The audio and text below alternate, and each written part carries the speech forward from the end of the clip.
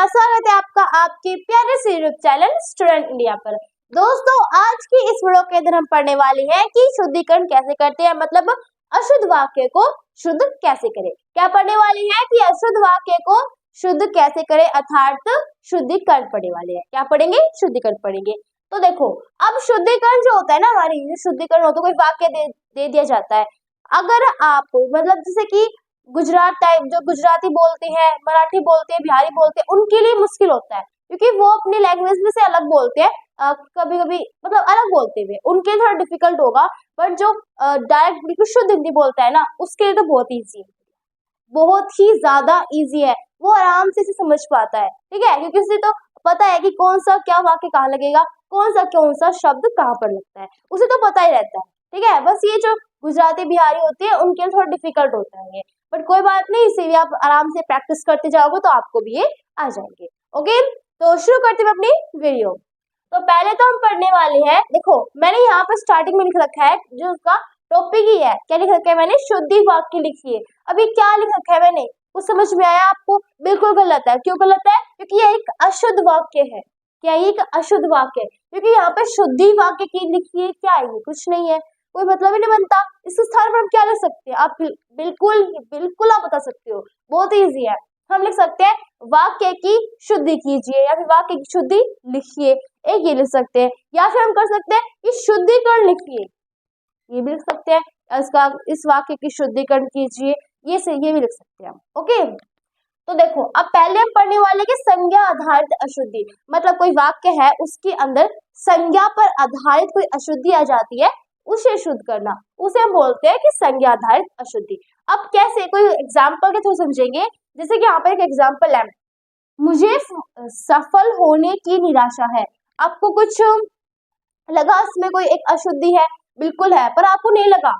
मुझे पता है जो ये संज्ञा आधारित अशुद्धि होती है ना, वो थोड़ी सी डिफिकल्ट होती है, और जो संज्ञा जो सर्वनाम होती है वो सब बहुत इजी होती है, जो आएंगे ना आगे वो सब इजी होती है, बट थोड़ा सा डिफिकल्ट एक संज्ञा आधारित में लगता है। बट कोई बात नहीं, देखो आप बहुत इजी है भी। मुझे सफल होने की निराशा है। अब देखो, सफल होने की कोई निराशा हो सकती है? सफल होने की, अब वो सफल ही हो गया, तो निराशा निराशा किस चीज की है? उसे कहती है मुझे सफल होने की आशा है। वो तो आप बिल्कुल बता सकते हो, ये तो सिर्फ कॉमन सेंस है, आप बता सकते हो ना कि निराशा थोड़ा लगेगा, यहाँ पर आशा लगेगा, क्योंकि मुझे तो आशा है इस चीज की, निराशा थोड़ी ना है। अभी हमें पता थोड़ा चला कि क्या रिजल्ट आया है। आपके प्रश्न का समाधान मेरे पास है। कभी प्रश्न का भी समाधान होता है? नहीं होता, प्रश्न का समाधान नहीं होता है। समाधान किसी चीज का होता है, पर प्रश्न का नहीं होता। प्रश्न का क्या होता है? उत्तर होता है। क्या होता है? प्रश्न का उत्तर होता है। और समाधान कोई बात आ जाती है, उसका समाधान करते हैं हम। कोई भी टॉपिक होता है उसका समाधान करते हैं, बट जो प्रश्न पूछते हैं ना उसका सिर्फ उत्तर देते हैं। तो इसका प्रश्न के जो समाधान है, इसके स्थान पर हम लिखने वाले हैं उत्तर। वही बात चल रही है ना, संज्ञा के आधार पर कोई भी परिवर्तन लाना, उसे हम क्या कहते हैं? मतलब अशुद्धि है, उसे शुद्ध करना। इसमें अशुद्धि क्या थी? समाधान था, पर समाधान के स्थान पर क्या आएगा? उत्तर आएगा। हमने लगा दिया। रेडियो की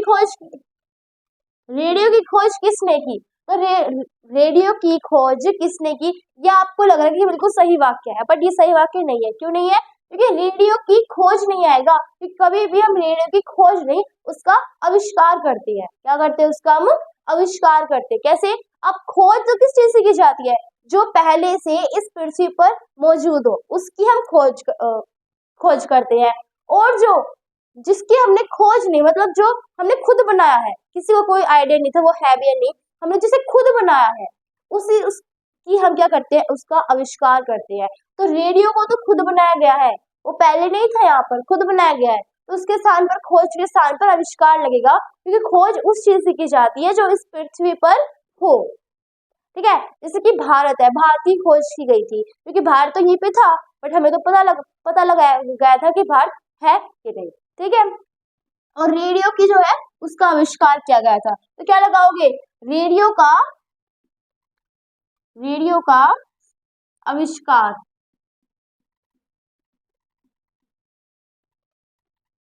रेडियो का क्या किया था? आविष्कार। आपके प्रश्न का उत्तर मेरे पास है। ठीक है, तो आप पढ़ेंगे सर्वनाम आधारित प्रश्न और अशुद्धि। तो सर्वनाम, जब सर्वनाम पर आधारित, सर्वनाम को तो बहुत ही ज्यादा इजी, आप पढ़ते ही पहचान जाओगे। जैसे कि तुमने मैंने नहीं जाना, अब कुछ बना इसमें, तुमने मैंने नहीं जाना, क्या है ये, बहुत इजी, आप खुद पहचान लोगे। तुमने मुझे नहीं जाना, क्या लगेगा, तुमने मुझे नहीं जाना, मैंने के स्थान पर लगेगा मुझे, और मैंने क्या है, मैंने एक सर्वनाम है तो उसके स्थान पर मुझे लगा है, मतलब संज्ञा से आधारित शुद्धि मिली हमें, तो हमें मिल गई मैंने, एक अशुद्धि थी, इसके साथ मैंने मुझे लगा दिया। अब कई बार प्रश्न एग्जाम में ऐसा आ जाता है कि आपको कोई वाक्य दे दिया जाता है, ठीक है, उसमें आपको एक तो अशुद्धि का छाती होती, कौन सी अशुद्धि है पता लगाना होता है, तो हमने अशुद्धि लगा ली कि हाँ ये मैंने जो है ये एक अशुद्धि है। अब आपको ये भी बताना पड़ता है कि ये जो अशुद्धि है वो कौन सी अशुद्धि है, सर्वनाम पर आधारित है, संज्ञा पर आधारित है, विशेषण पर आधारित है, किस चीज पे, पदगण पर आधारित है, किस चीज पर आधारित है, वो हमें खुद पता लगाना पड़ता है। अब मैंने क्या है, मैंने एक सर्वनाम है, संज्ञा सर्वनाम विशेषण की सब अपनी पढ़ रखी होगी, तो मैंने तो क्या एक सर्वनाम है, आपको पता चल जाएगा, तो हम लिख सकते हैं वहां पे कि सर्वनाम आधारित अशुद्धि है, ठीक है। मेरे से प्रश्न मत पूछो, मेरे से क्या से, मेरे से प्रश्न मत पूछो, कुछ बन रहा है आप खुद ही बता सकते हैं, मुझसे प्रश्न मत पूछो, ये आएगा इसमें, मुझसे प्रश्न मत पूछो। फिर आता है मेरे को सोने दो, गलत है, मुझको, मुझको सोने दो, तो ये बनेगा मुझसे, मुझको, ये हमारा बन जाता है। ओके, ये हमारे सर्वनाम पर आधारित थे। अब हम पढ़ने वाले हैं, तो हमारा नेक्स्ट आएगा क्रिया आधारित अशुद्धि, मतलब क्रिया पर आधारित अशुद्धि को हम बताना है, उसमें क्या अशुद्धि है उसमें से शुद्ध करना है। तो पहले हम देखते हैं पगड़ी ओढ़ कर जाओ, अब पगड़ी कोई ओढ़ी नहीं जाती, पगड़ी को पहना जाता है, तो क्या इसमें अशुद्धि मिली हमें, इसमें शुद्धि मिली है कि ओढ़ना जो है वो हमारी अशुद्धि है। अब ये क्रिया पर आधारित कैसे है, देखो ओढ़ना पहनना ये सब क्या है, ये कोई हम कार्य कर रहे हैं ना, पढ़ना पहनना ओढ़ना ये सब क्या होती है, हमारी क्रियाएं होती हैं, तो क्रिया में अशुद्धि मिली हमें, तो ये हमारी क्रिया आधारित अशुद्धि है। तो ओढ़ कर के स्थान पर हम क्या लगाएंगे, ओढ़ कर मतलब पहन कर लगाएंगे, पहन कर जाओ। फिर आता है वह तेजी से दौड़ता है, अब वह तेजी से दौड़ता है, इसमें क्या अशुद्धि मिलेगी, इसमें अशुद्धि ये है क्योंकि अगर हम आपसे कहा जाए तेज शब्द, अब तेज क्या है, तेज हमारा जो तेज है वो एक शब्द है, अब इसका हम बहुवचन बनाएंगे तो क्या तेज लगा देंगे, नहीं लगाएंगे, तेज का तेज रहेगा। अगर इसका अगर हम लिंग बदलेंगे तो क्या तेज रख देंगे, तेज भी नहीं रखेंगे, गलत हो जाएगा, तो तेज जो है वो तेज ही रहेगा। तो वह तेजी से दौड़ता है, इसके अंदर तेज ही नहीं आएगा, इसमें से वह तेज दौड़ता है ये आएगा। वैसे जब सभी बोलते हैं वह तेजी से दौड़ता है पर गलत होता है, ये शुद्धि है। अब ये शुद्धि ऐसे हम शुद्ध करेंगे तो यहाँ पर सिर्फ तेज लगाएंगे क्योंकि तेजी से नहीं होता है। अपने हस्ताक्षर लगा दो, अपने हस्ताक्षर कर दो, सिंपल है तो आप कर सकते हो, अपने हस्ताक्षर क्या कर दो, कर दो, ठीक है। लगाने के स्थान पर जो लगाना है, लगाना मतलब कोई क्रिया कर लगते करना, विशेषण पर आधारित है। उनकी आजकल दयनीय दुर्दशा है, उनकी आजकल जो दशा है वो कैसी है, दयनीय है। अब देखो दयनीय का अर्थ क्या होता है, बहुत ही मतलब हालत खराब है, और दुर्दशा का भी अर्थ यही होता है कि वो उसकी जो दशा है वो बहुत ही ज्यादा खराब है। तो इसके स्थान पर हमें क्या एक चीज यूज करना है, या फिर तो आप ये लिखिए उनकी आजकल दयनीय दशा है, दयनीय मतलब खराब दशा है, या फिर सीधा ये लिखो कि उनकी आजकल दुर्दशा है, तो अब क्या लगाओगे आप देखो क्या लगाना चाहते हो। अब हम क्या करेंगे, इसके अंदर हम दुर्दशा में दूर को हटा के दशा लगा देंगे, क्या लगा देंगे, आपकी मर्जी है, किसमें से कोई भी चेंज कर सकते हो, दशा लगा दिया, आज उनकी आजकल दयनीय दशा है। अब हम लगाते हैं, देखो अब ये कहोगे विशेषण कैसे है, विशेषण आप पहचान जाना ना, उनकी आजकल दयनीय दशा है, उनकी दशा के बारे में उसकी विशेषता बताई गई है ना कि उसकी जो दशा है वो किस प्रकार से है, दयनीय है। अब हम क्या करते हैं, आज उसके गुप्त रहस्य का राज खुला, आज उसके गुप्त रहस्य का राज खुला, इसमें जो गुप्त गुप्त रहस्य, रहस्य हमेशा गुप्त होता है, तो गुप्त लगाने की कोई आवश्यकता नहीं है, तो हम यहाँ पर से मतलब हटा देंगे, सिंपल हो जाएगा। बड़ा अंधेरा हो गया है, अंधेरा कभी बड़ा नहीं होता है, बहुत अंधेरा हुआ है, ये लिखना चाहिए। तो इससे हटाकर क्या लगा देंगे, बहुत लगा देंगे। ये भी क्या एक विशेषण है, क्योंकि बड़ा, बड़ा क्या है हमारा, अंधेरे की विशेषता तो चाहिए कि अंधेरा किस प्रकार का है, तो बड़ा है, तो बड़ा तो होता ही नहीं है, बहुत होता है, बहुत लगा दिया। तो अब हम करती हैं, पढ़ने वाली है लिंग, वचन, काल, कारक संबंधी अशुद्धियां। मतलब अभी तक हमने जो अशुद्धियां पढ़ी थी उनमें से ये अशुद्धि है जिसमें हमें तीन एक साथ पढ़ेंगे। कौन कौन सी है, लिंग, वचन, कारक, ठीक है। तो इससे हम अशुद्धियां पढ़ेंगे। तो पहली हमारी वह स्त्री वीर है। अब यहाँ पर देखो, अब जो वीर शब्द होता है ना, वो कभी भी स्त्रियों के लिए यूज नहीं किया जाता है, सभी को पता होगा, वीर पुरुषों के लिए यूज किया जाता है। अगर स्त्री की बारी आए तो स्त्री के स्थान मतलब वीर, अगर स्त्री जो स्त्री होती है उसके साथ हम वीर का यूज नहीं करते हैं, उसके साथ हम वीरांगना का यूज करते हैं। जैसे कि लक्ष्मीबाई एक वीरांगना थी, वो वीर नहीं थी, वीर एक हम बस सिर्फ पुरुषों के लिए यूज करते हैं। ओके, तो लक्ष्मीबाई जो है मतलब सॉरी वह स्त्री जो है वीर थी, नहीं वीरांगना थी। क्या आएगा यहाँ पर, वीरांगना आएगा, ठीक है। घर पर माँ है, घर पर, अब घर के ऊपर है क्या माँ, घर के ऊपर नहीं, घर में माँ है, इसके स्थान पर नहीं आएगा, में आएगा, क्योंकि कारक संबंधी है। मैं बताना चाहती हूँ आपको, ये कारक संबंधी है, क्योंकि पर में ये सब कारक पर ही आता है ना, तो ये कारक संबंधी अशुद्धि है। यहाँ पर क्या आएगा, में आएगा, क्योंकि घर के अंदर माँ है। माँ का बाल लंबा है, माँ का बाल लंबा है। अब आप यहाँ पे देखो क्या इसमें क्या अलग है, मतलब क्या शुद्धि है इसमें, तो इसमें कारक संबंधी शुद्धियां है, क्योंकि माँ जो है ना, माँ का बाल नहीं, माँ के बाल लंबे हैं। क्या आएगा यहाँ पर, माँ के बाल। तो हमें यहाँ काम में क्या मिला है, कारक संबंधी अशुद्धि मिली है। ये जो शुद्धियां होती है बहुत ईजी है, आप आराम से पहचान सकते हो शुद्धियों को। शब्द कर्म संबंधी अशुद्धि। अब शब्द कर्म मतलब, शब्द कर्म का अर्थ है कि कौन सा शब्द हम कहाँ पर लगाए, मतलब सही सही शब्द लगाना, उसे शब्द कर्म बोलते हैं।